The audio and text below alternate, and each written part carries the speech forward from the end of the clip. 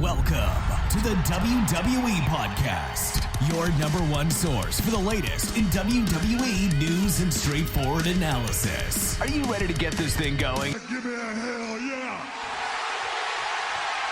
I said give me a hell yeah! Then let's get this show started right now. Hey everybody, and welcome to the WWE Podcast Mailbag, as we take some time for you, the listener, to give you guys a voice, to hear your rants, hear your suggestions, questions, and comments and concerns, whatever it is. That's what this show is about, and it's for, is you guys. So let's dive in on this Wednesday, March 17th, 2021, and we're going to start with those of you on Patreon who have sent me a message. I think we'll give you guys priority in terms of the order of questions answered. So if you want your questions answered first at the beginning of the show and you don't want to have to dig, well, guys, just join us on Patreon, and that's one of the perks. Patreon.com/WWE Podcast, or just search us out and you can get on there and not only get priority on the mailbag, but also you can listen to all of our shows completely ad-free. So that said, let's start off with Aiden, and Aiden says he has two questions for the mailbag. He says, in hope that there is, I have two quick questions. So he's Aiden from Ireland, and he's a huge fan, especially Mimi and the Raw and SmackDown review. Question one: I'm a huge fan of collecting wrestling figures, mostly series, hundreds of figures, all in a toy room. Matt Cardona and Brian Myers have a huge podcast. I'm wondering if you have thought about a 15-minute show or segment now, or going forward on wrestling figures. I think it's something to measure popularity in your audience with. You might be surprised. So, first of all, I have not considered that. Believe it or not, Aiden, I actually don't own any wrestling figures. I have tons of wrestling shirts, tons of DVDs when DVDs were a thing. I've got wrestling books, the ones that Shawn Michaels wrote about wrestling with my life. The Rock, do you smell what the Rock's cooking? I've got Triple H's Making the Game, just to name a few. Kurt Angle's book, It's True, It's True. And Jim Ross, I've actually just ordered Underneath the Black Hat, I believe it's called. So I'm a big book fan, wrestling t-shirt fan. I am trying to collect as many belts as I can, although they're very expensive. Currently I have the WWE Universal Championship, the Raw version, the red version, right in front of me on my shelf over here. But I don't actually collect wrestling figures. Now, that doesn't mean that I wouldn't. Doesn't mean that there isn't an audience out there that maybe does collect wrestling figures. In fact, I will ask if anybody out there does, and if you'd like me to maybe do a segment or show on wrestling figures, I wouldn't mind that.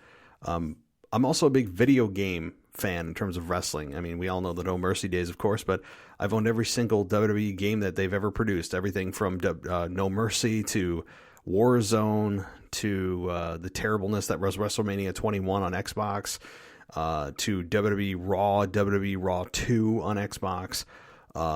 I mean, you name it. SmackDown versus Raw 2006, 2007, 2008, 2009. I mean, WWE 2K.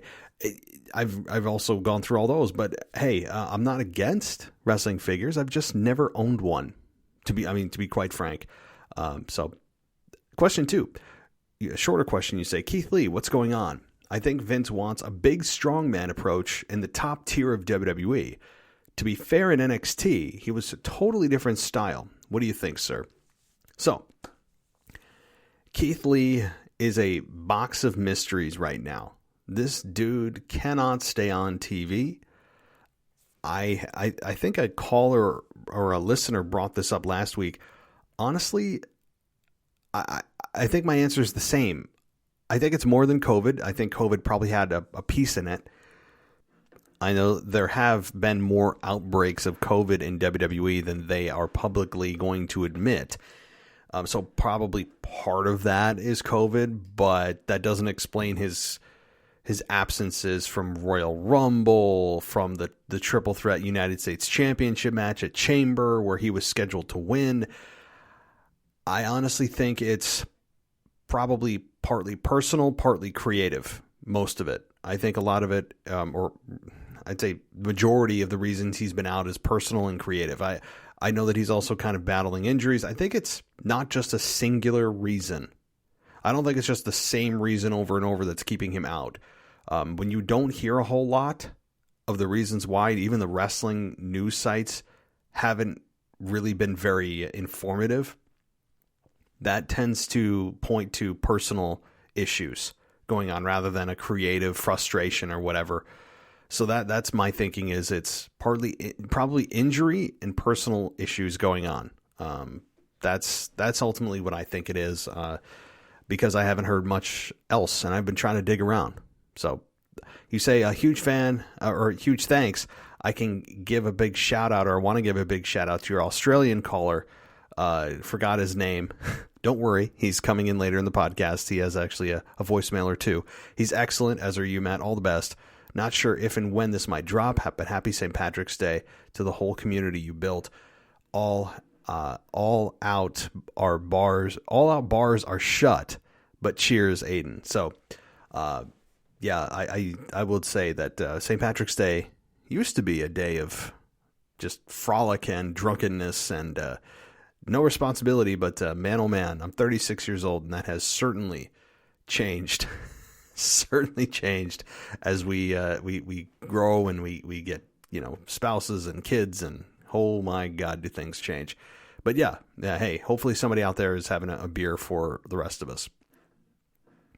Okay, our next is also from a patron, Chris, Uncle Chris.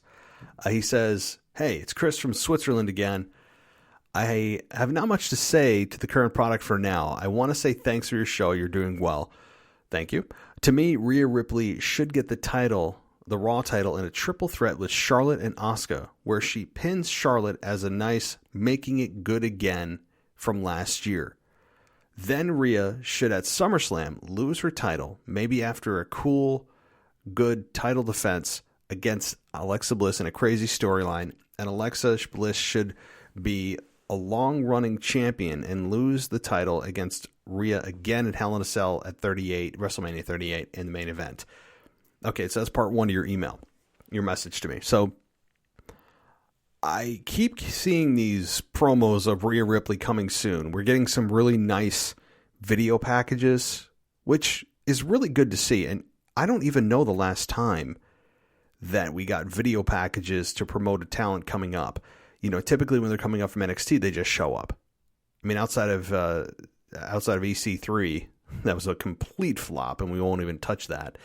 You don't see a whole lot of video packages being produced for talent anymore, which tells you that they have big plans for Rhea Ripley if they're putting in the effort to create video packages before she even debuts. They have big, big plans for Rhea Ripley, as they should. And I'm excited for her debut onto Raw. That said, I think your first part about her being put into the triple threat at WrestleMania to make it good from last year, I think that's fairly accurate. I know that many of us have been looking towards Charlotte versus Asuka at WrestleMania. It seems to have been very predictable from many months ago. But adding Rhea Ripley to it may not be a bad idea, where she captures the belt. I like it. I'm a big fan of that. I think she is more than ready for it, even if she just debuts. She had a WrestleMania match last year against Charlotte, so she's not new to the main roster. So, as far as the rest of your story goes, man, I guarantee that you're thinking out way further than WWE themselves are. I don't mind that Alexa Bliss storyline. I'm a big fan of Alexa Bliss, and I hope she captures the belt as well. But I don't know if WWE has thought out that far. Hell in a Cell, Rhea Ripley, and Alexa Bliss, that could be a hell of a lot of fun. Pun intended. You say, about the current product, I can just say that we have more bad as good feuds. What is so sad to see with what potential that this could be is so bad. In Switzerland, there's a saying, too many cooks make the soup taste bad. And we have so much bad writing, but I also understand why. It's because they try to build something logical and it lands in the trash and gets replaced by something hotshot BS booking and destroys often every bit of making sense, and everything suffers. The story itself, the superstars as well. I miss a constant good logical booking from mid-card to main eventers, or an awesome, powerful, wide mid-card that not everything what's important about is titles. I mean, I'm assuming you're talking about personal issues are also important. Great feuds can also live from just the wrestlers themselves. Take care, Matt. Thank you. So, Chris, thank you for the kind words. Thank you for listening. Thanks for the email. I think that the good storytelling went away a long time ago, and WWE occasionally will trip over a good storyline, or they'll have they'll bring back a star that's so big in their own right that lack of a storyline is covered by how big of a star they are. The star power masks their lack of ability to tell a good story. I think there's a lot of times that happens when they bring back Brock, or they bring back occasionally The Rock, when he was in his year-long program with John Cena. You know, there are certain stars when they come back that you're like, well, you know, even if the story sucks, you're still in it because you care about the character.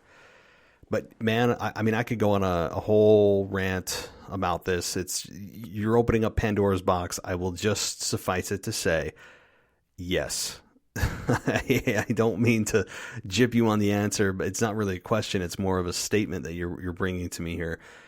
But it's a dark, deep rabbit hole that I don't want to go down for sake of the time of this show about bad writing.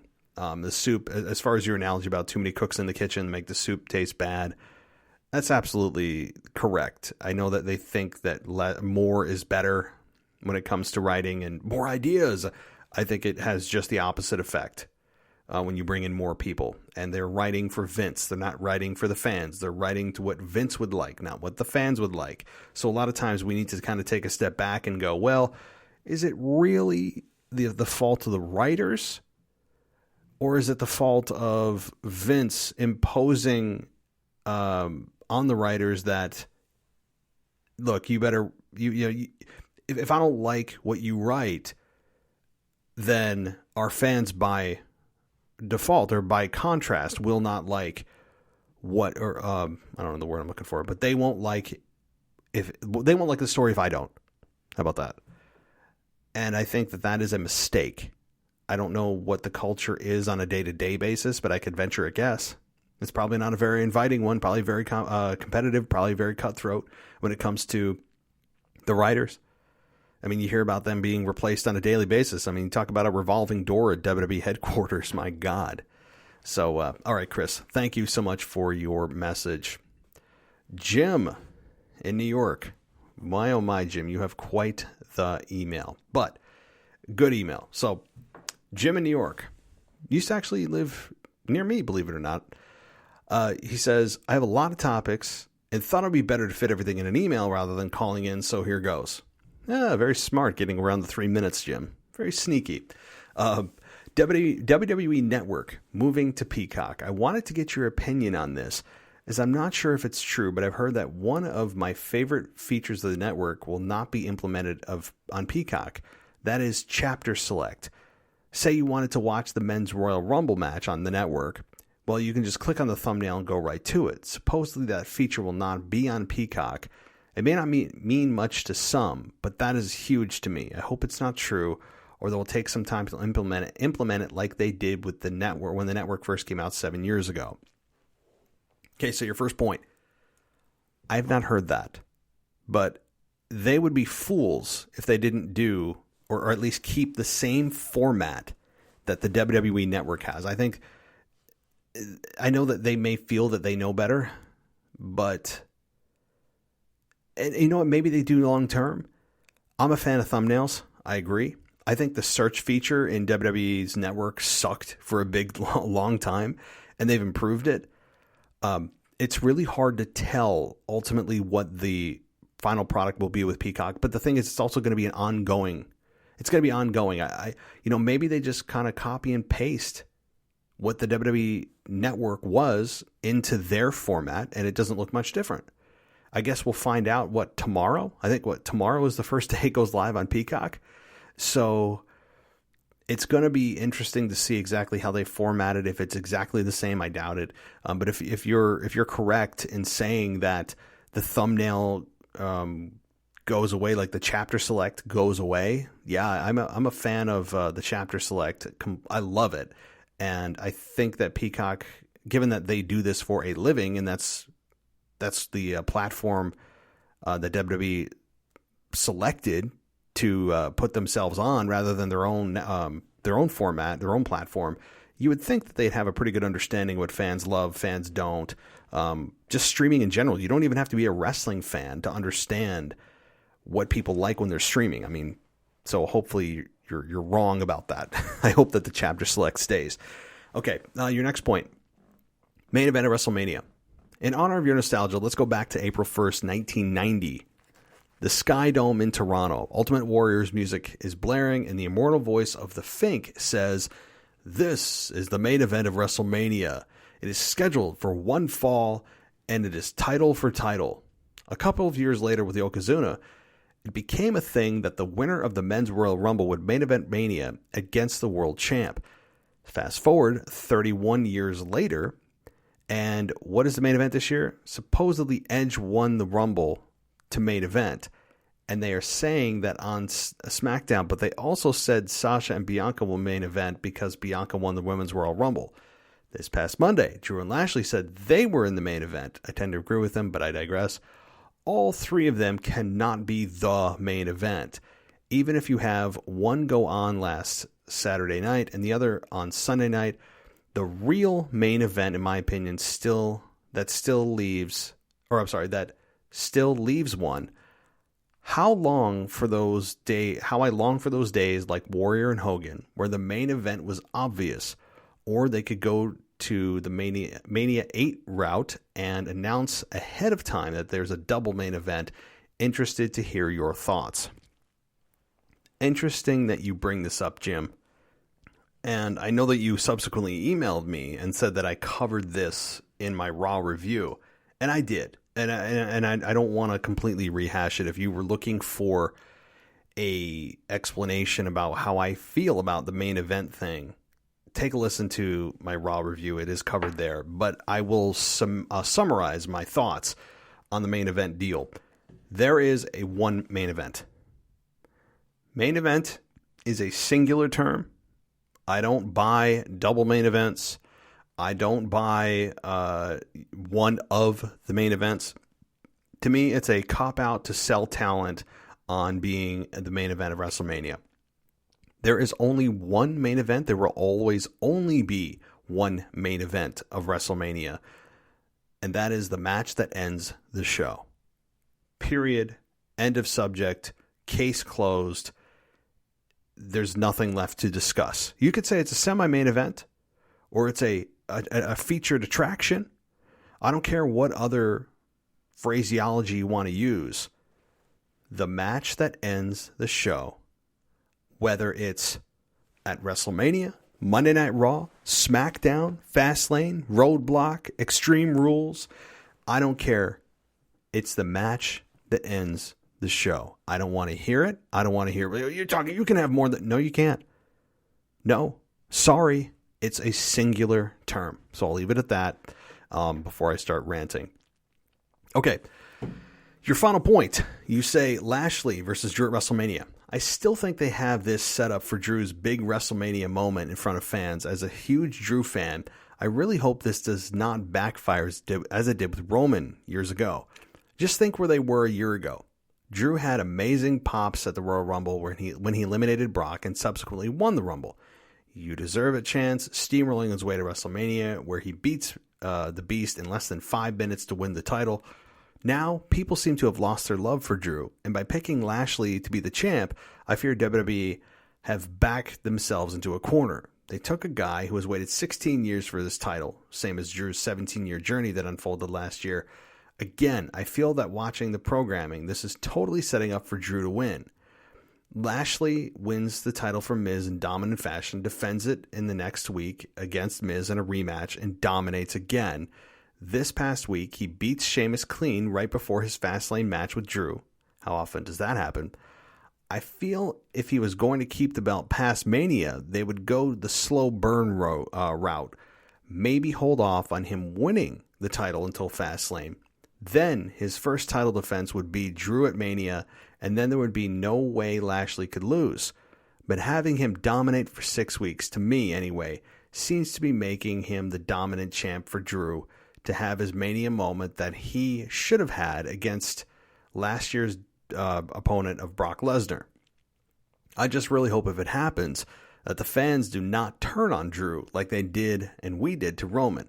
I personally really want this WrestleMania moment for Drew, but as much of a Drew fan as I am, I have to admit I'm loving Lashley as champion. I hope Drew wins the title, and then maybe at the following pay-per-view, Lashley wins it back, and it continues on a long run. There is just something about those Mania moments that supersede everything else for me. I know it would be a hot potato, but WWE has a history of doing things like this, just going back as recently as 2017, where Styles lost the title to Cena at the Rumble. Cena loses it 3 weeks later to Bray, who lost it a few weeks later to Orton, who, it still hurts to say this, lost it a month later to Jinder. Yeah, that does hurt, doesn't it? Once again, I'm interested to hear your thoughts on this. I apologize for the long email. Keep up the great work, Jim in New York. Thank you, Jim. Very, very good thoughts here. Okay. I understand your fear about people turning on Drew. I don't think they'll be founded because Roman Reigns was never beloved to begin with as a babyface. So that's the first point. Roman Reigns and Drew McIntyre are two different sheets of cloth. Drew is respected. Drew was a heel before he became a babyface. He had a long journey. All he's wanted to do is be a wrestler. Roman Reigns was handpicked. Roman Reigns never went to an Intercontinental Championship, went right to the main event after losing or disbanding the Shield. He was never good as a promo, ever, as a babyface, ever. Again, I'm clarifying, babyface. I'm not talking about current Roman Reigns. He was protected. He had terrible promos written for him. He was robotic in the ring from this perspective of too many Superman punches. He felt like a video game a 12-year-old was controlling. He wore the tactical vest forever. There was very little evolution in his character. He came through the crowd. He oozed arrogance. Nothing worked with him as a babyface, and the fans were very hesitant to accept him as such, even if Vince was hell-bent on trying to make that happen. I don't think you have to worry about that, the fans turning on Drew. I think you could have a mixed reaction. I think that is probably what you'll have. I would say it'll be 60-40 in favor of Lashley,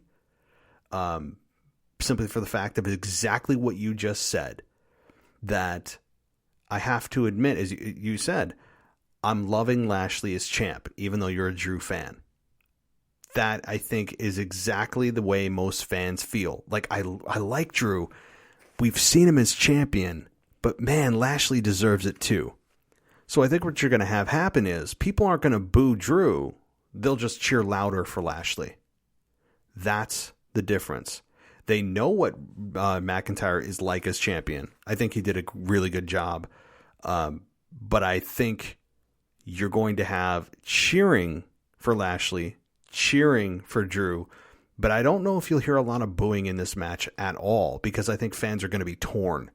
It's not a clear-cut, easy choice where Drew was the corporate selection. No, fans drove McIntyre to be where he is. I mean, fans had a big part in that. And with that, I think you don't have to worry about it. I don't know if you'll hear a whole lot of booing in this match. So I think your fears will not be realized.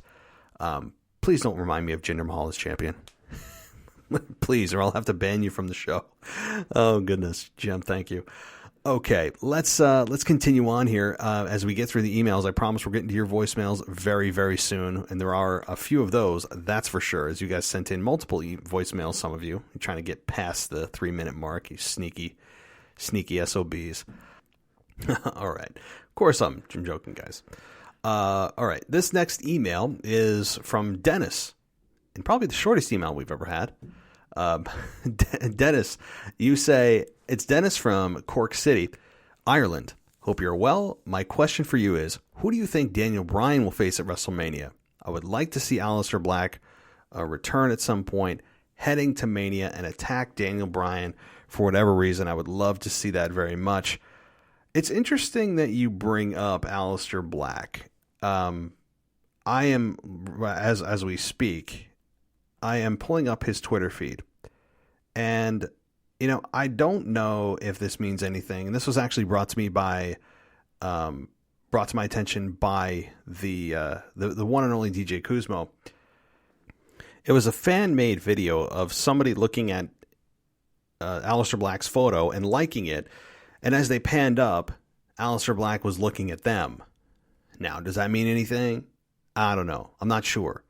I don't know where Aleister Black stands with the company. He's also been kind of MIA. I know Andrade is kind of the same way. He asked for his release. WWE denied him.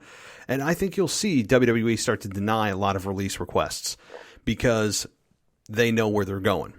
To their competition that was once labeled as that pissant company. You ever remember Triple H saying that? Yeah, that pissant company that's kicking your ass on a weekly basis. But anyway, I don't know. I would love to see Aleister Black back in the fold, but he's been gone so long that I don't know if 4 weeks to WrestleMania you're going to see him back in a big match with Daniel Bryan. Would I love to see it? Of course. But I think where Daniel Bryan lands is, boy, I would have said in a triple threat with Edge and Roman Reigns. That's a possibility, but that also kind of waters down Edge versus Roman one-on-one. I'd give that a 50-50 shot. Outside of that, I don't see anybody imminently that he could work with. You can't work with Seth Rollins because Seth Rollins is tied up with Cesaro. Big E, the Intercontinental Champion, is messing around with Apollo, which I am really loving that program, by the way. I think it's something I look forward to now on a Friday night to watch the next chapter in that program. Apollo is just killing it right now. It's only been a couple weeks, but yeah, outside of those two options, man, I don't know. I just don't see Aleister Black returning to face him. I don't. But one can hope. One can hope. Thank you, Dennis, for your question. Hope everything's well over there in Ireland. Okay, let's see what's next. Oh, Petra. We have a question from Petra. She says, "Hey, Petra again. I know this was like last week or maybe 2 weeks ago, but I just wanted to address it. So as I watch The Miz fake his injury, Adam comes up and says, no, you can't defend tonight. You might have a serious injury. Then Adam literally sees Miz right in front of his face get butt kicked and said, nope, you have to go out there and be a defending champion. Maybe this is just me, but what the heck? I think this is absolute bull. Anyways, thanks for letting me go on a little rant here, but yeah, just let me know your thoughts." Yeah. You guys trying to antagonize me? You just trying to get me to rant? Is that your goal? You guys are killing me. I didn't notice it in the moment, but now that you bring it up and I remember this segment, it does kind of annoy me that Miz fakes his injury and then Adam comes up and says, no, you can't defend tonight. You might have a serious injury. And then right in front of Adam, the Miz gets his butt kicked and says, nope, you have to go out there and be a defending champion. Well, I don't know what the hell's going on with Adam Pearce lately. I know he kind of turned heel on NXT, but I don't know where he stands right now. His role's been minimized on WWE TV, so I would assume that he's still kind of a quasi babyface, lukewarm babyface authority figure that has been just quietly put into this general manager role that we don't call a general manager. He's just a WWE official, which, again, they're trying to mess with labels. He's essentially a general manager. But I don't know what's going on with that. I think it's just also a lack of logic. I mean, simply, maybe there's nothing to it, and it's just a complete oversight, and they don't even think this deep, which is sad. So, Petra, thank you for your rant and your email. Alrighty. Let's move on here. We're almost through the emails, guys. If you're looking for voices other than me, They are coming in just a couple of minutes. Okay, let's get to the G-Man from Reading, Pennsylvania. G-Man says, so Asuka returning on Raw was awesome. Seeing this aggressive side from her was exactly what I was hoping for. I noticed Riddle versus Ali for the U.S. title on Raw was not shown on Hulu. That's right. Bummer. What happened to Keith Lee? Is he hurt? Is he in trouble? Is McMahon not happy with him? So I answered that in a previous question, so I'm not going to answer it again. But again, I think it's a combination of things.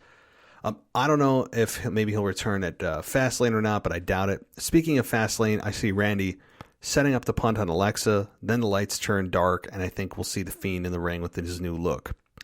Lastly, this Strowman McMahon needs to end. What am I watching, Nickelodeon? It's exactly what I said. This is really embarrassing. If I have friends over during this segment, it's a shame how weak Strowman has been booked. I just want this slime Nickelodeon crap off my screen and want to see Strowman throw Shane through a wall or something. A big F on that segment. Take it easy, Matt. Thank you, G-Man. Yeah, man, it's rough. It's rough. I mean, oh boy. So I'll start at the beginning of your email. I do agree that Asuka back is good. It's good that the Raw Women's Championship that's been forgotten, which, again, credit to TJ Kuzmo, pointed out it's been 6 months since she's defended on a pay-per-view. That's really almost hard to believe. I almost have to double-check that. I'll take it at face value. It just, maybe my brain doesn't want to accept that they have backburnered a championship this significant for so long. But it's good to have her back. I hope she turns heel. I think it's ready. I'm ready for an Asuka heel turn. I think we need something. We need a big shakeup when it comes to the Raw Women's Championship picture. Characters, belt, everything. Everything needs just to kind of be shook to the core. As far as Riddle and Ali, yeah, I'm with you. I was sad that wasn't on Hulu as well.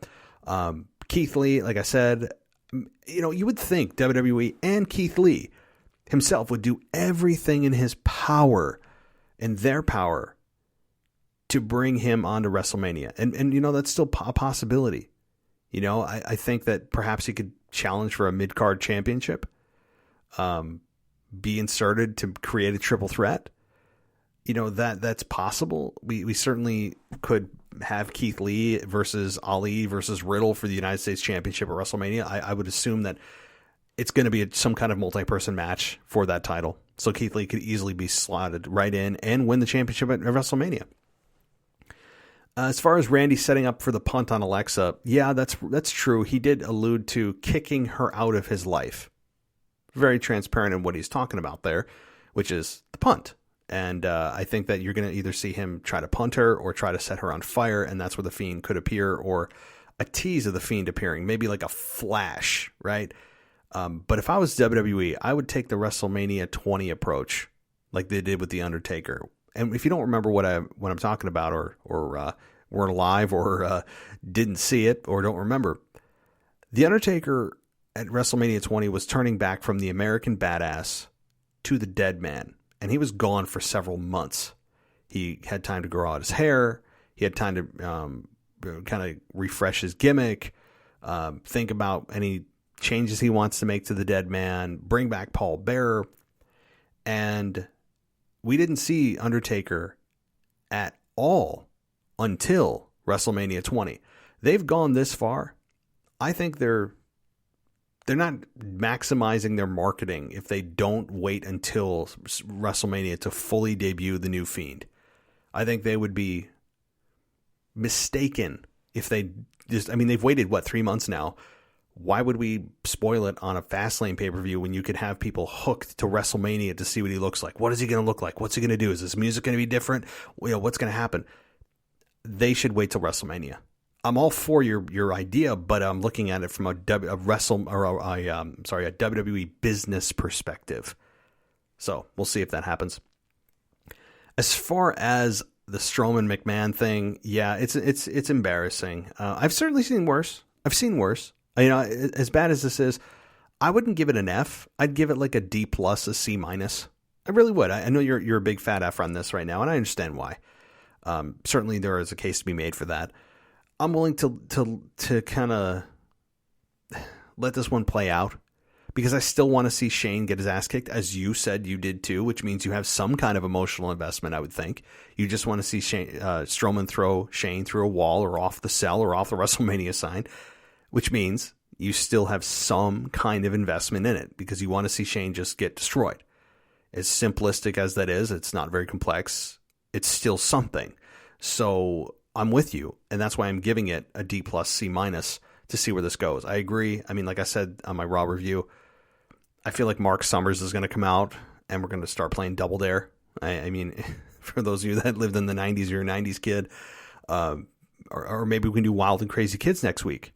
You know, maybe we can do some Wild and Crazy Kids and have some contests and see if we can win a trophy or something, or maybe we can climb the aggro crag. You guys know what I'm talking about, or am I just speaking on deaf ears? These are all 90s shows. I was going to make a Hidden Temple reference with Olmec, but I stopped short. All right, some of you are like, what the hell is he talking about? I'm a 90s kid, okay? If you didn't watch Nickelodeon in the 90s, all of this falls on deaf ears. Okay, well, maybe... Okay, last joke. Maybe next week they can put together the Shrine of the Silver Monkey. All right, I'll wait for crickets. Some of you have no clue. But now I'm on like a 90s nostalgia trip in my head. Okay, so thank you, G-Man, for your email. Okay. How many emails? So I don't have many emails left. No. 2 emails left, guys. I promise. And then we get to your voicemails. Quick one. And this is also from Dennis. He says, how are you? In your opinion, what do you think will leave NXT, or who will leave NXT and go to Raw or SmackDown the week after WrestleMania? I love the podcast. You and the crew do a great job. Thank you for the compliment. Whew. Well, considering that WWE has sent the message, I feel like an alarm should go off every time I say a corporate buzzword. So I paused for effect. But they literally are sending the message. WWE is sending the message that NXT is its own brand, and they are separating themselves pretty significantly from what they were trying to do just last year with the Royal Rumble and Survivor Series. They're really trying to separate themselves from NXT. Vince is, I should say.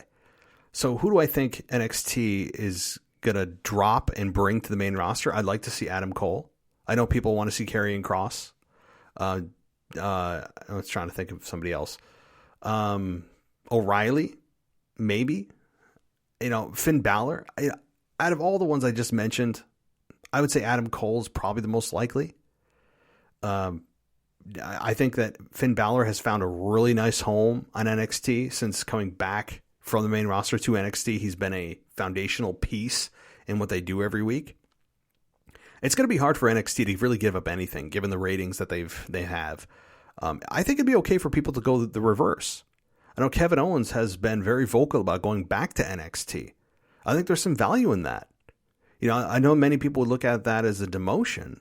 I don't know if I would, because there's a little bit more creative freedom in NXT, given that Vince doesn't really have too much of his fingerprints on it. I think it's run by Paul Levesque, mostly Triple H. And I think he allows talent to be more of themselves. It's run in a much more pro wrestling way. It's run in a kind of an old school way. I think that a lot of talent appreciate. So while their talent could be just on the NXT roster, could just be a feeding ground for Raw and SmackDown, I'm okay with the opposite happening.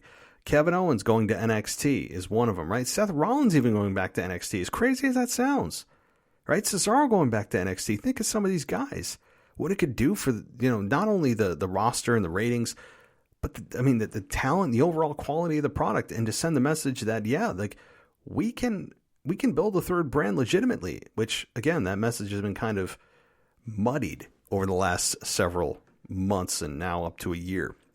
All right. Let's go to our final email here. It's from the Casual Wrestling Fan, because of course it is. I mean that very affectionately. I'm going to start with Shane McMahon. He says, I hate this program. Okay. They're making Braun look so weak. It's unbelievable. The way you feel about Bad Bunny is how I feel about Shane. A trust fund baby who made his own millions, is now old and somehow gets the best of Braun. Please give me a break. If you can believe that, Shane can do that to Braun, then Bad Bunny punching Elias isn't bad. Okay, I guess when you put it like that, all right?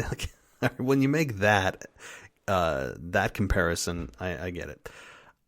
You say, and yes, I get that Shane has done cool bumps and had a physical match with Kurt Angle and others, but I'm in no way interested in this crap. And the slime, wow, enough said. Yeah, look, I'm not high on this angle. I'm not trying to be high on this angle. I'm just willing to let it play out because WWE has done a lot worse in the past. They've done things that are just, I mean, it would make this look like a WrestleMania main event.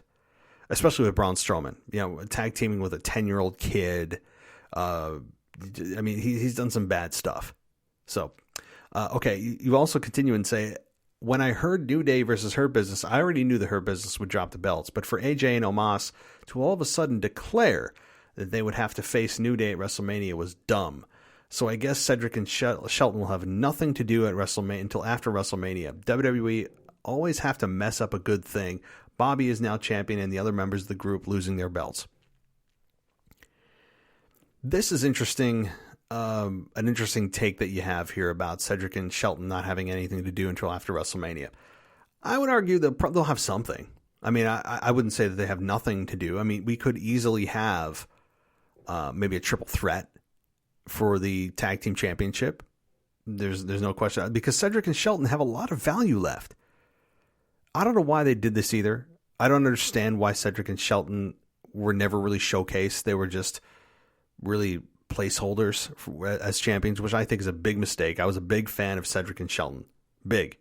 And I love them in the Hurt Business. But ever since Bobby Lashley and WWE decided that he's going to become champion, and you saw the foundational work being laid for it, you saw them start to separate. Not in a way that is telling you, oh, Lashley's going to have a program with Shelton or Cedric. No. But more in a way that just says that Bobby Lashley is going to do his own thing now. And what he's going to do is bigger than the Hurt Business. And they started to segment or fragment their on-air appearances from one another. They were still the Hurt Business, but they weren't a cohesive unit. Like they used to stand there on Raw and show you that they were. They would just kind of, they'd fragment the two storylines, telling the kind of making sure you knew Bobby Lashley was on his own path. Yeah, I'm with you. I don't understand this either. I don't get it. I mean, I don't know why they had to mess up that either. They had a good thing going. Okay. You say, I didn't like Drew using the Hurt Lock. That seems like a heel move. I agree. I said that too. I said usually that's what heels do, is take the move of the babyface. I'm with you. And you say, I wish Bobby would have used the Claymore and Sheamus. Yeah, that's true. Maybe he will. Maybe he will at Fastlane when he interferes, because inevitably Bobby Lashley is going to interfere. By the way, Sheamus has been putting on great matches. The past 3 weeks he's had great matches, like pay-per-view quality matches. I think they should do a program with Sheamus and Matt Riddle and have Sheamus win the U.S. title. Yeah, that's a good point, because they're inevitably going to have a multi-person match at WrestleMania for the U.S. title. And it probably will be something along the lines of Matt Riddle versus Ali versus Sheamus versus Keith Lee. I think that is probably what they're going to do in a fatal 4-way elimination match for the U.S. title. Lastly, I hate that kayfabe is dead. The whole Asuka losing a tooth and Shayna saying, I wish I could say it was an accident, but it wasn't. If wrestling is a combat sport, it shouldn't seem as if you're trying to protect your opponent. Yes, we all know they aren't trying to hurt each other and then accidents happen, but I don't need WWE killing kayfabe any more than it already is. We didn't question The Undertaker's motives when he faced Mankind at Hell in a Cell. Mankind was beaten and battered and also lost a tooth, but I never thought in that moment as a kid that The Undertaker accidentally threw Mankind off the cell or that the cell accidentally broke. But I guess this is the sports entertainment in 2021. That's all for today, Mr. Casual Wrestling Fan. So, Mr. Casual Wrestling Fan, it's hard. It's really hard to compare a moment today to a moment 20 some years ago. I mean, we are now talking, 22 years ago that match happened? 23 years ago? It happened in 1998. So yeah, almost 23 years that this match happened. So it's really hard to look at that moment and this moment I don't mean that you're trying to compare them directly. I mean, I know you're making an analogy here, but you're exactly right when you say this is sports entertainment 2021. This is a completely different product. This is a product that it's softened. I guess they would say for their own survival and evolution of creating more fans and a bigger audience because it's PG versus TV-14, which limits the people that can watch it and so forth. It's also a different political environment. It's a different culture we live in now. What was accepted 20 some years ago is no longer accepted today. And I'm not trying to bring in politics or anything, but it's almost impossible to avoid. And WWE does concern themselves with how other fans, other entities, and how their stockholders and shareholders view them. So what am I saying? I'm basically saying that whole thing that happened in 1998 with Mankind and Undertaker, that was something that I'm with you. I didn't think that he accidentally threw him off. I didn't think the cell accidentally broke. Obviously, we came to learn it did. But they didn't even talk about the tooth because they didn't know about it in the moment. Only after the fact that he lost his tooth and it got shoved through his nose did we learn that he was trying to do that. At the time, Jim Ross said he was smiling. Actually, he was trying to shove the tooth through his nose and show it off. But yeah, the fact that the WWE continues to just batter kayfabe. I mean, the thing is, kayfabe's been dead. They sometimes try to resurrect it, and then they just take joy in killing it again. It's like they take some kind of sick joy in having a resurrection ceremony for it, just to stab it in the heart and throw it in the grave again. I'm with you. I hate it. I wish kayfabe was still alive. I think part of that, though, is due to social media. I think social media has been a kayfabe destroyer. WWE has done their own damage. They have their own specials that pulls back the curtain, but we all watch it because it's interesting as hell. Yet we still watch the real product on TV to get enthralled and get encased in a story and to just lose ourselves from our own real lives to a fantasy environment. That's why we watch TV. That's why we watch sports. That's why we watch movies, and wrestling is no different. I'm not going to call it sports entertainment. I'm going to call it wrestling because that's what entertains us. There's no such thing as sports entertainment because that's what entertainment is sports. But I don't want to get on that deal. I've been on that road too many times. Yeah, Asuka losing a tooth. I mean, they're trying to own it. I mean, it's not something that happens a lot. I know AJ Styles did it to The Miz at one point, knocking out a tooth. It happens from time to time, which is like my worst fear, by the way. Like, I have fear. I don't know. Like, I have dreams about losing my teeth like once a week, I feel like. I wake up and I'm like, oh, it's the biggest sigh of relief ever. But yeah, I'm with you, man. Kayfabe's dead. Occasionally they'll resurrect it, but I wouldn't get your hopes up because they just kill it very, very quickly. Thank you, Mr. Casual Wrestling Fan. Please email us back. Okay, now, all of that said, guys, I'm done. My voice needs a damn break. So let's get to the very first voicemail here. And I believe this is from Jeff in the Philippines, if I'm correct. So let's get to him and see what he has to say. Hey Matt, this is Jeff from the Philippines. So, what do you think about Christian now being part of the AEW roster? He just signed with them in last week's Revolution pay-per-view, and it seems like AEW World Champion Kenny Omega will be his first rivalry. What do you think about that? And second, just as what we thought that Seth Rollins is the biggest victim of the storyline with the Mysterios, it seems like Buddy Murphy is. It seems like they don't know what to do with him right now. And also, WWE released Steve Cutler, and we all know he's part of that, the Forgotten Sons with Wesley Blake. And Wesley Blake and Buddy Murphy are former tag team partners in NXT. It seems like since Steve Cutler was released, we haven't seen Wesley Blake on SmackDown, and there's no more Knights of the Lone Wolf. So I think they should just bring Wesley Blake and Buddy Murphy back in NXT, go for the tag titles in there, or put them in the cruiserweight division. Escobar is a great cruiserweight champion in NXT. There's not much challenger for him in there, so I think they could add up to that division.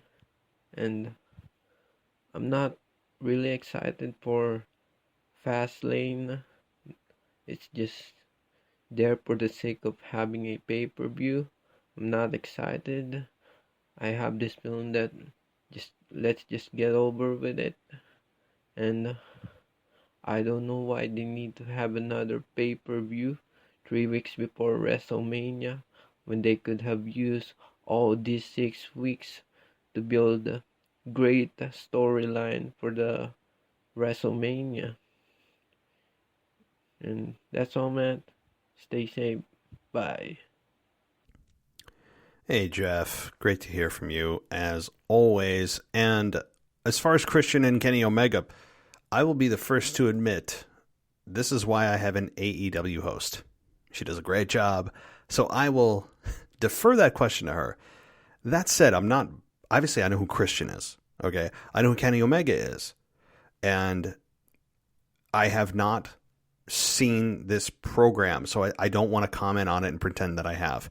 I've heard that this was the case. And from everything I've seen from Christian and everything I've seen from Kenny Omega, I think this is going to be exciting because from my understanding, they have never met before, at least on this kind of stage. I'm a big fan of Christian. I've always been a big fan. I used to have a Welcome to the Peep Show shirt, Captain Charisma shirt. I had Captain Charisma when I was in college, and people were like, what the hell is that? I'm like, it's wrestling, and people kind of sigh, you know.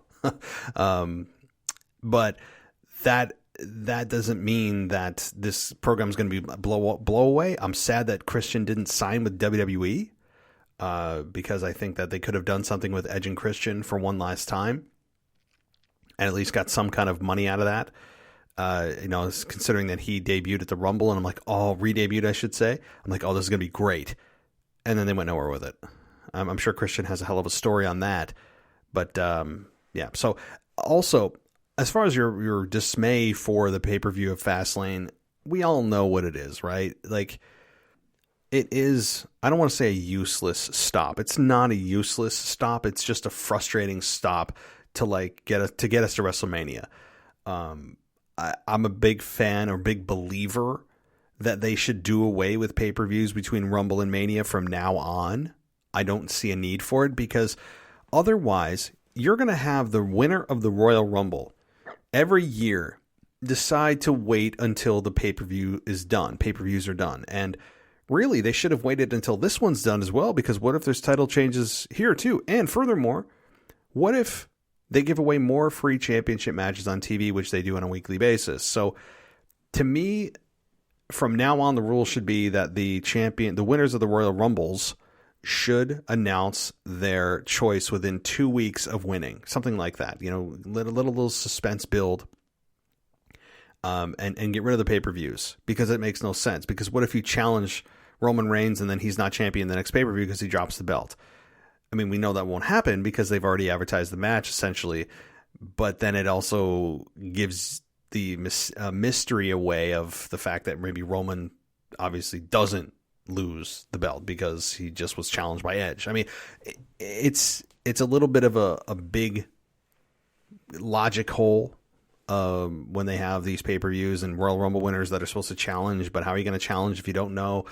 I'm with you. Fastlane isn't my favorite pay-per-view. I don't think if anybody says Fastlane's your favorite pay-per-view, I mean, check your temperature. Seriously.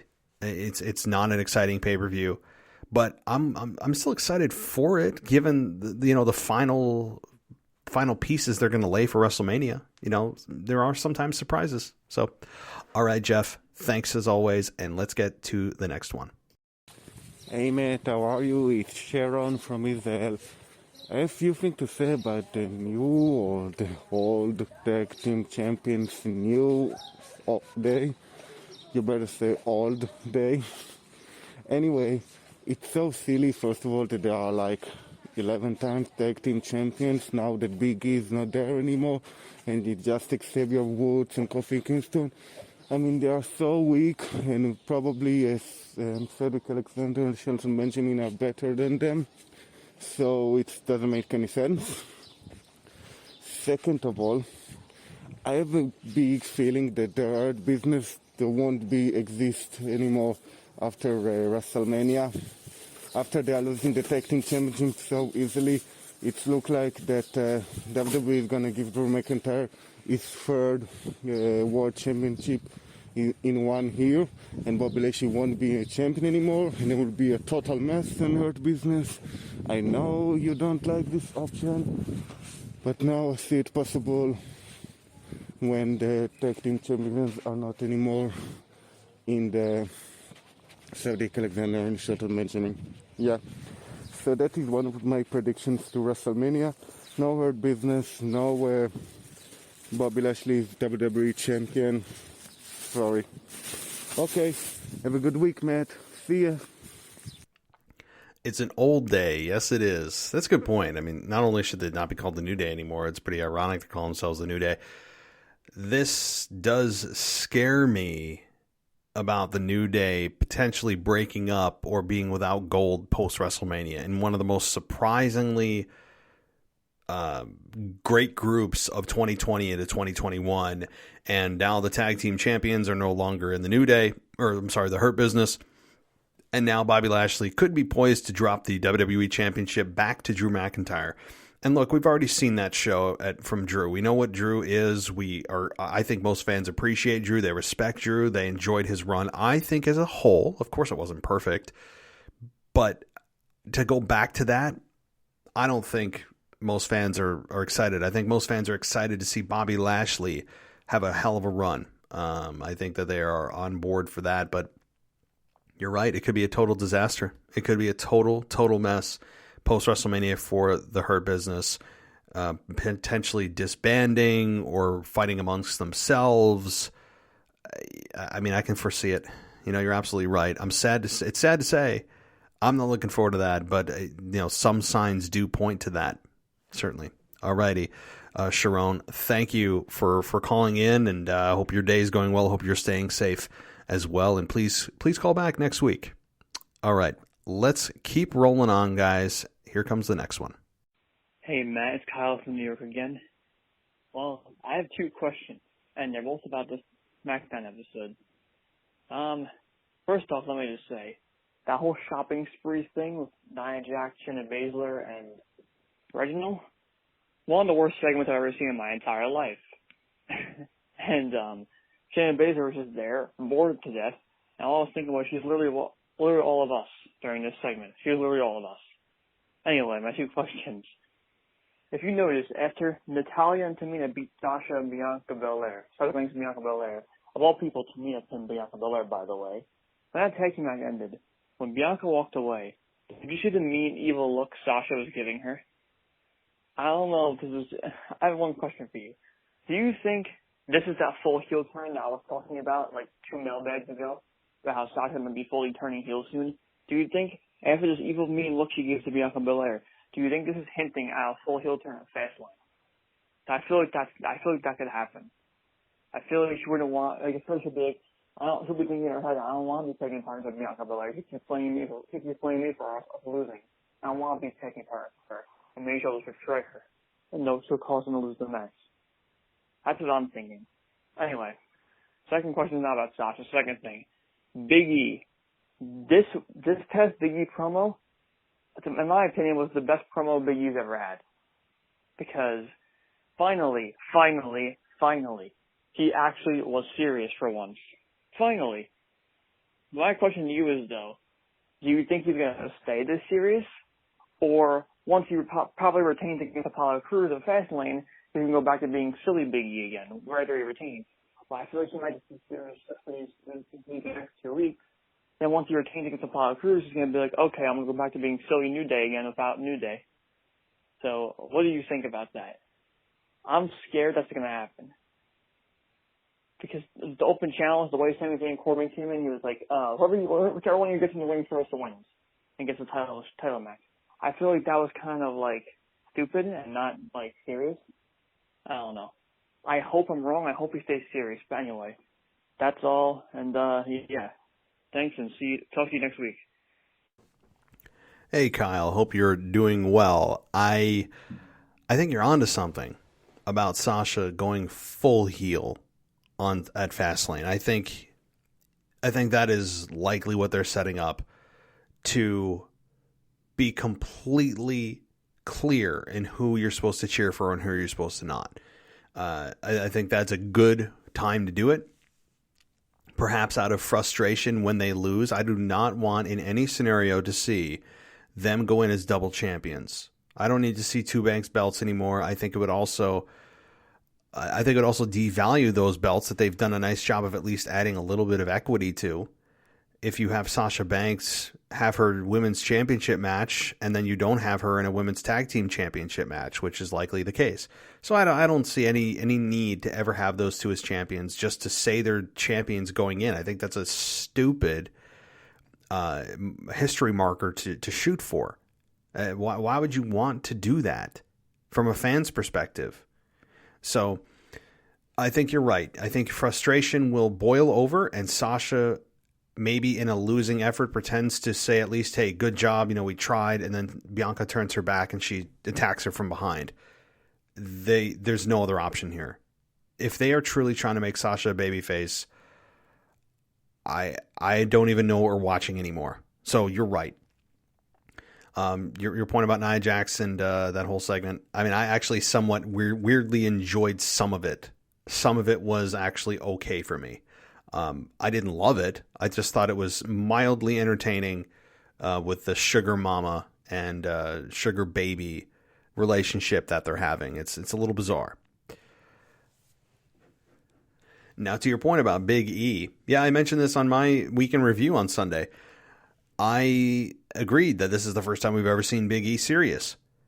But like you mentioned, do I think that this is something that can be sustained? I don't know. I would say no. And the reason I'd say no is not only because I don't think that WWE will go this road and completely changing his character, but I don't think it should happen. Big E has been this wonky, zany character. This is what brought him to the dance. It's very unlikely that WWE would say, oh, nope, time to go serious all the time. I don't want to see Big E serious all the time. I don't think there's a need for that. It's just the point that they made was he at least has this side. That's the point they're making. That's the point I agree with. That's what I was looking for.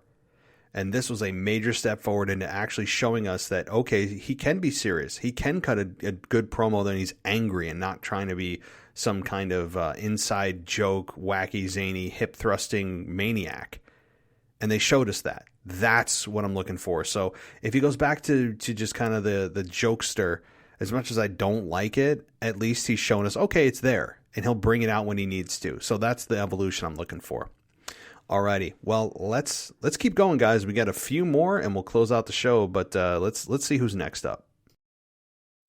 Hey, Matt, it's Brad from Pennsylvania. What's going on? Just wanted to touch on a couple things. One thing that I don't like, and I know there's a lot of other people that don't like it, I love Apollo's heel turn. Love it. I love the whole Nigerian theme. Love it. I looked up, actually, because I was bored at work, and the tribe that he's claiming to be part of, they actually do carry the same exact spirit that he's carrying, so that's awesome. But obviously the thing I don't like you can't just change your accent overnight. You can't come here and speak perfect English for however many years and then all of a sudden decide you have a Nigerian accent tomorrow. That's just dumb. We all know it's dumb, so I'm not even going to waste much time on it. But the thing I do love is the enforcer thing. And you, me, and everyone else knows that it's going to be Edge. It's not going to be Jey Uso. I mean, I think it would be awesome if it was Jey Uso. That would add, a wild. I mean, they're hitting at like a Uso versus Reigns thing again, which I don't understand why, but they've hinted at it, especially with the talk Edge had with Uso. maybe because the other Usos can come back. So one Uso will be good, one Uso will be bad maybe for a little bit. But I wish they'd just do a big faction. But I do love the enforcer thing. I haven't seen that in a while. I think Edge is going to be a great enforcer, especially how they're playing him against Bryan a little bit and against Reigns a little bit. So I think that's going to make for a good match at Fastlane to add something a little better than what we all thought it was going to be, just Roman go beat Daniel Bryan, because we all know Roman's going to be the champ heading into WrestleMania. At least he should be. It would be stupid to move the belt now. But I really do think that that's an awesome element that they added. I haven't seen an enforcer since I've been watching wrestling again. I remember back in the day, I think it was Mike Tyson was one, and then Shawn Michaels was one. I love that idea. That's all I want really to talk about today, because I love the idea that they're bringing the enforcer back. It's great.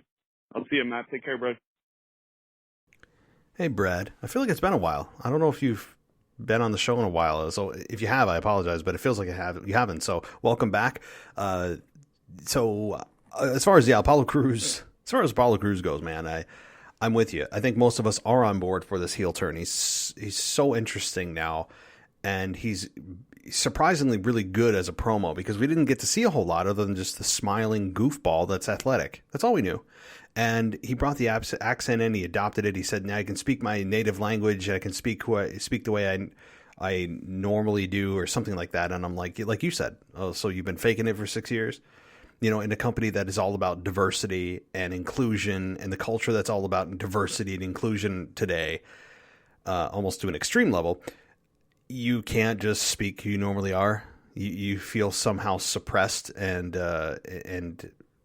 unable to speak your native language, your native tongue. I don't know what, right? Like the accent thing is a little bit bizarre. Again, in a very inclusive company of WWE, you're hiding your accent.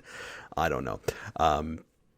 But as far as your like about the enforcer, I'm with you. They haven't done an enforcer. I don't even know that. I mean, they've done special guest referees. They do that semi-regularly.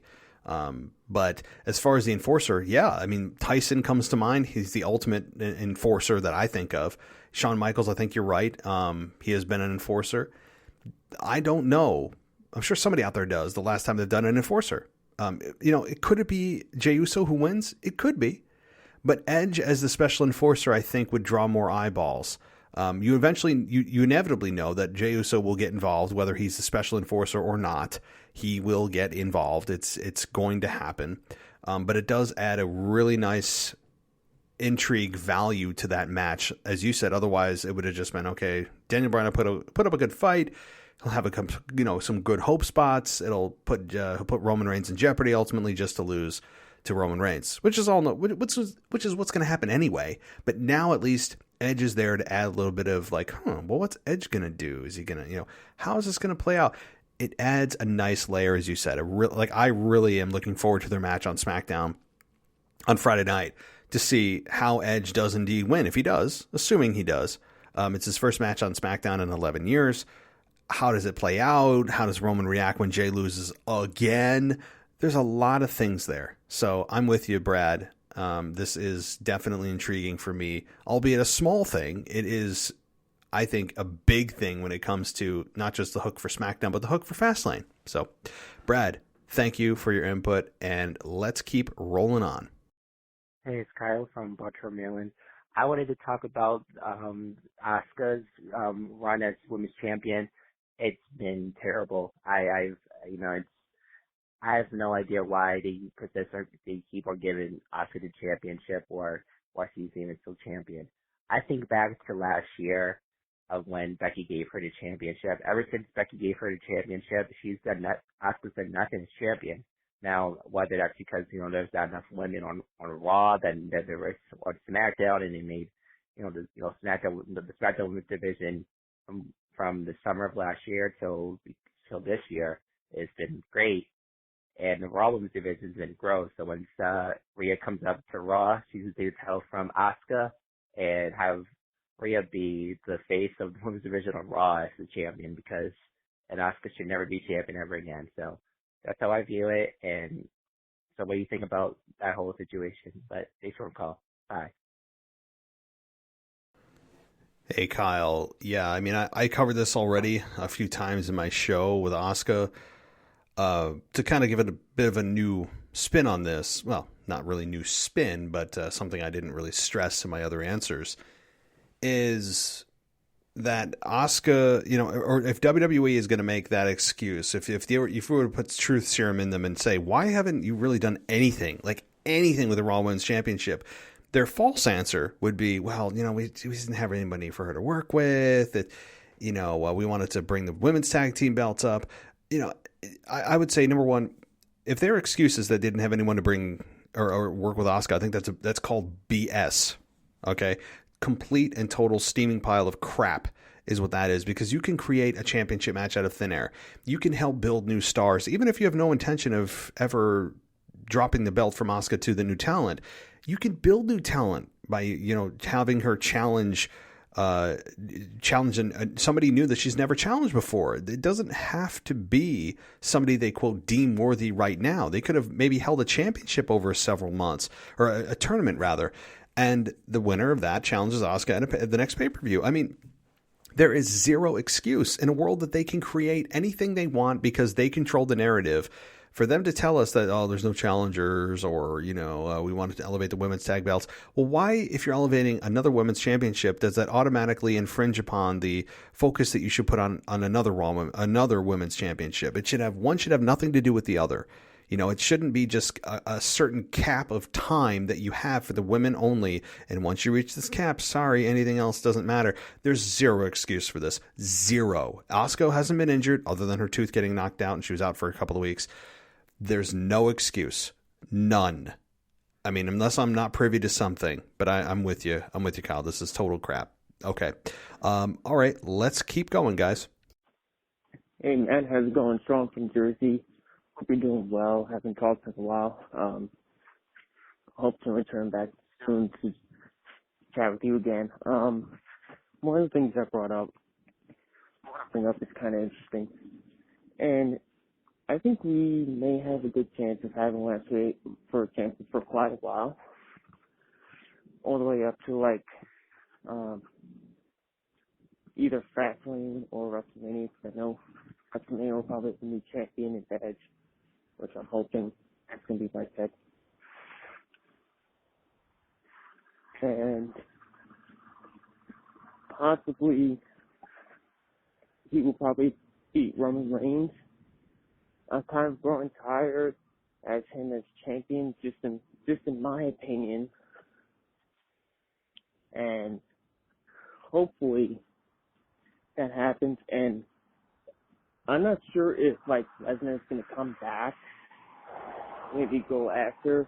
There's going to be a chance that he will come back and probably go for the belt, try to get the belt back. And that's my opinion. So yeah. Thanks for talking. Hey, Sean. So your audio quality wasn't fantastic. I'm not sure if it was cell connection or your mouth wasn't close to the mic. So please call back next week. So I'll try to answer the question I think you asked, or at least just comment on your opinion. And this is what I gathered. And again, maybe it's my hearing, that you are looking forward to Edge possibly winning the championship from Roman Reigns at WrestleMania, and that you are tired of Roman as champion. I think that's the gist of your message. So if it isn't, I apologize. Please feel free to call back. And if that's the case, look, I think you're in the minority of people who are sick of Roman as champion in a bad way. And that's not a bad thing. Look, we all have our preferences, and Edge is certainly a worthy contender. Given his story and his comeback, it's a feel-good story. Edge is one of the biggest stars ever. Great talent, amazing talent, Hall of Fame talent. But in a bad way, I mean that people are just tired of Roman as champion and channel changing and just going, oh my God, he's still champion. Can we just move on? I think most people, not all, you're the exception, which is cool, but most people probably don't feel that way, and they are looking for someone to just beat the holy hell out of Roman. You're angry at Roman in a good way, in a way that is what a heel you should feel with a heel. Not in a way that's, oh, cool, this guy's so cool, I'm going to cheer along to his music. And no. There are so few heels left in this business today. True heels. And I can only name two over the last 5 years in WWE that have been true heels, and that is Roman Reigns and Randy Orton, both of which have have really excelled over the last year. And so if you're looking forward to Edge being champion, look, I love Edge. If he's going to drop it to anybody, Edge isn't so bad. I love him. It's just, is it worth the momentum of him being Roman as champion ending for the benefit of Edge gaining? You have to look at, is it a net loss or is it a net gain, or is it really no net gain or loss? This is just kind of a transfer. You have to really weigh this, because this is a big, big, big decision to make at WrestleMania for sure. So thank you, Sean. Hope all is well with you. Please call back soon. Okay. We only have, let's see how many voicemails. We have two voicemails left. Somebody snuck in a third, but it's the same person. So let's get to, I believe this is Kevin from Australia. So let's get his dual voicemail. I'll combine it into one as he snuck in a second voicemail, but that's okay. It still is right around 3 minutes, but let's take a listen and see what he has to say. Hey, Matt, it's Bevan from Australia again. Hope you are well over there. Not looking forward to Fastlane. I think it's just like a normal Monday Night Raw or a SmackDown event, really. It just seems pointless. I don't think there should be any pay-per-views between Rumble and WrestleMania, and definitely no championship matches between those times as well. It should be just this constant build, I think. But anyway, I won't be watching Fastlane, to be honest. I'll just read about it. My other two points I wanted to make is what's happened to Carmella? I mean, she came in with a bang and started, challenging Sasha Banks, and she never won at all, and she just disappeared. But yet Reginald hangs around, who's gone from Carmella to chasing Sasha, and now she's with Nia. But yeah, just wondering, what a waste of time for Carmella. I just think it's been an absolute waste. And my other point is I'm enjoying Apollo Crews' change in demeanor and character as a heel. I hope that he does beat Big E and take the Intercontinental Championship. I just feel that all this effort in turning him heel and with him leaning onto his ancestry, I think it would be a bit of a waste if he suddenly came up losing in his championship fight against Big E. So I'm pushing for Apollo to get the belt and to keep it for a while, just to make his change in character to heel a bit more worthwhile. I do find his accent change quite. I'm getting there. I'm originally from South Africa, by the way, and it's a Nigerian population in South Africa as well. So I must say, Apollo Crews' accent, the Nigerian accent, is spot on. So I'll give him that. It's just funny him, having an American accent suddenly going to a Nigerian accent. But yeah, spot on the accent, because having lived in South Africa and speaking to Nigerians, he's bang on there. It's spot on. So looking forward to Apollo winning. Wondering what's happened to Carmella, and I'll read about Fastlane. Take care, mate. Bye-bye. Hey, Matt, Bevan again. Sorry, second voicemail in 1 week. But anyway, something I forgot to ask too is, do you think we could WWE please get Alexa Bliss in a ring, wrestling, tormenting people, rather than playing hocus pocus with Randy Orton? She's such a good talent in the ring, and with her new persona, it's just, I think it would add relevance to the women's roster that's so thin and just seems to be going nowhere. So yeah, just get her in the ring, I reckon. Anyway, that's all. Have a good week. Bye. All right. Well, great to hear from you. As always, I know you have your own fans on this show that look forward to hearing you every week. So a few points here. I was making notes on my phone here as you were talking. Carmella, yeah, she has gone by the wayside, right? She is, she's, I don't want to say irrelevant, but boy, she debuted with a bang and she just kind of petered out. But that seems to be the theme in WWE, doesn't it?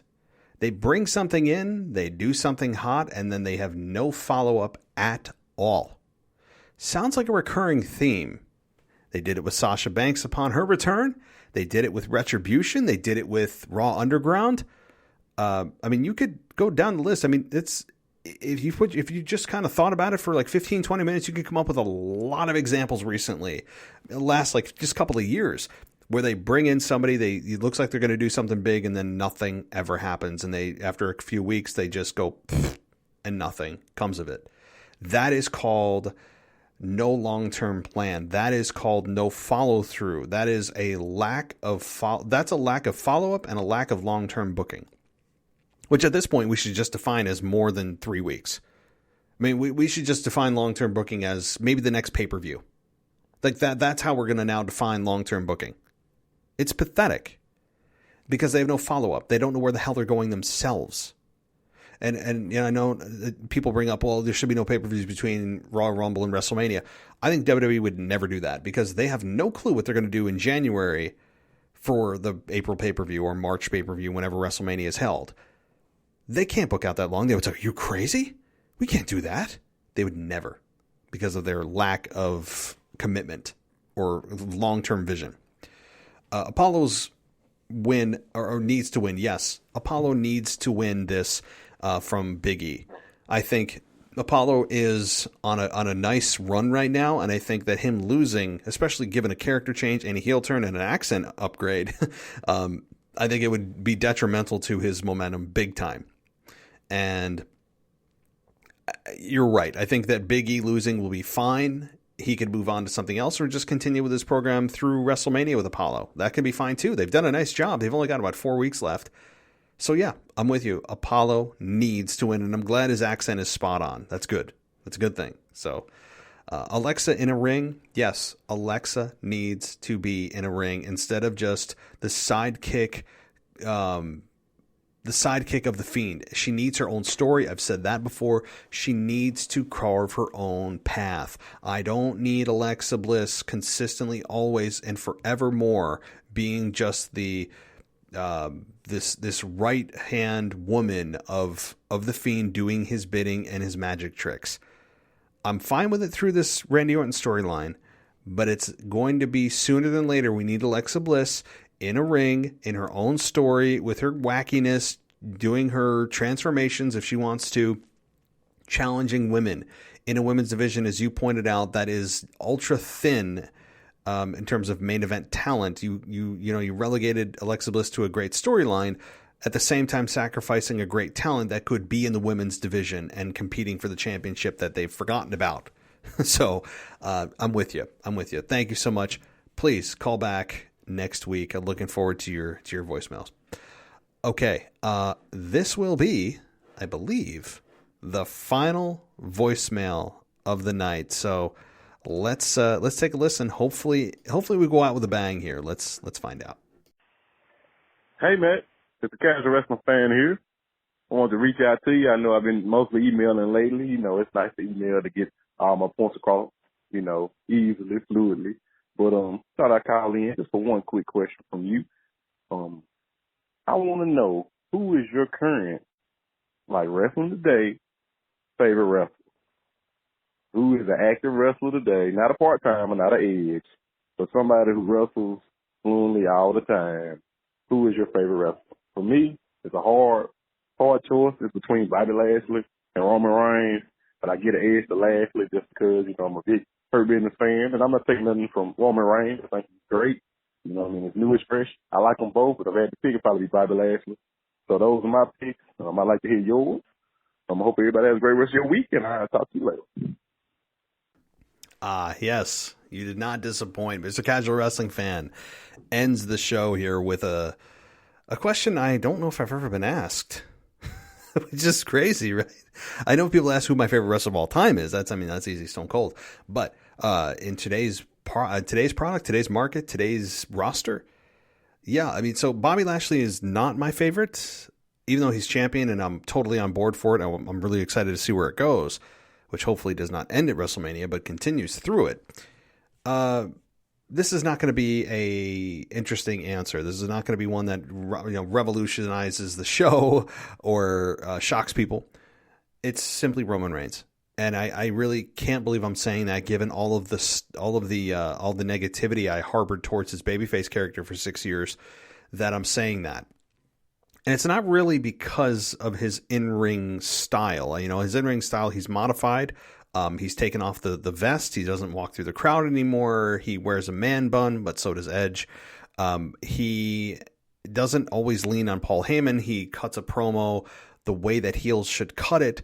He acts like a mob boss backstage, as Edge pointed out, or I think Kevin Owens did, sitting in his leather chair.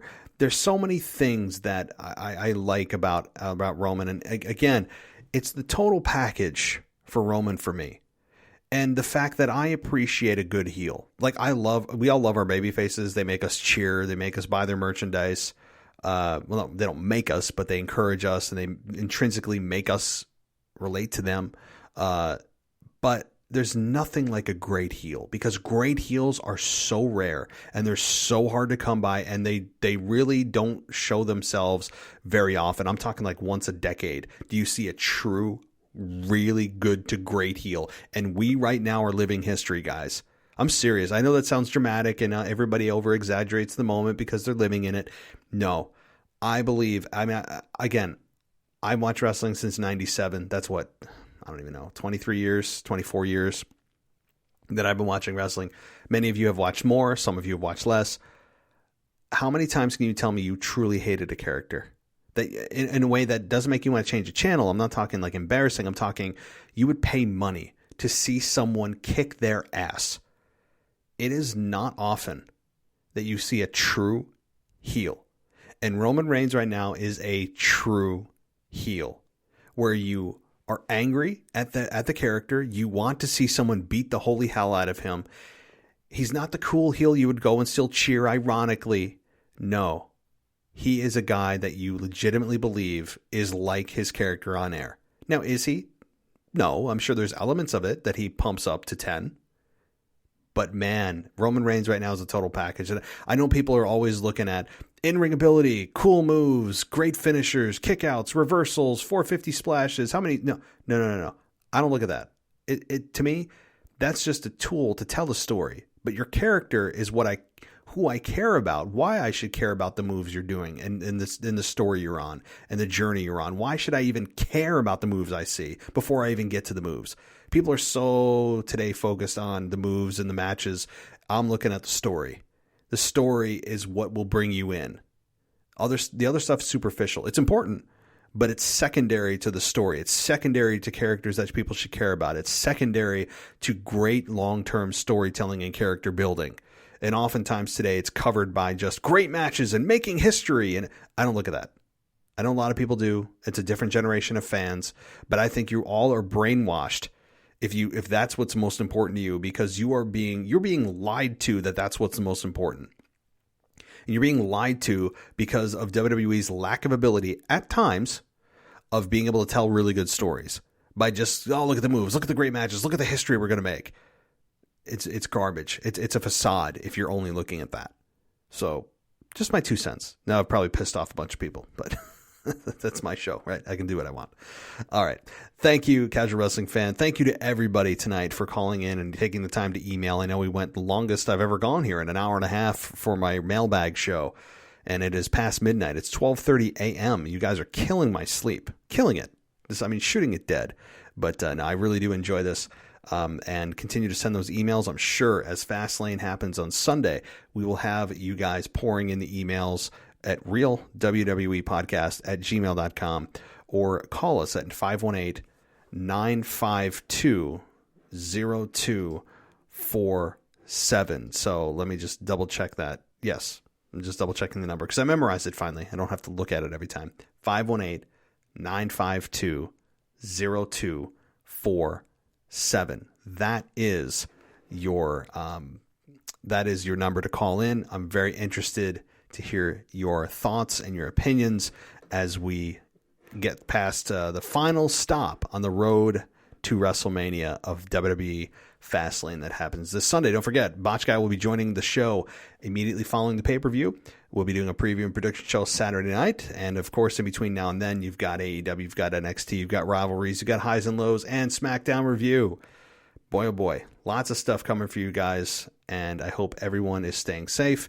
You're enjoying your night, your evening, your morning, whatever it may be. And as always, I'll talk to you next time.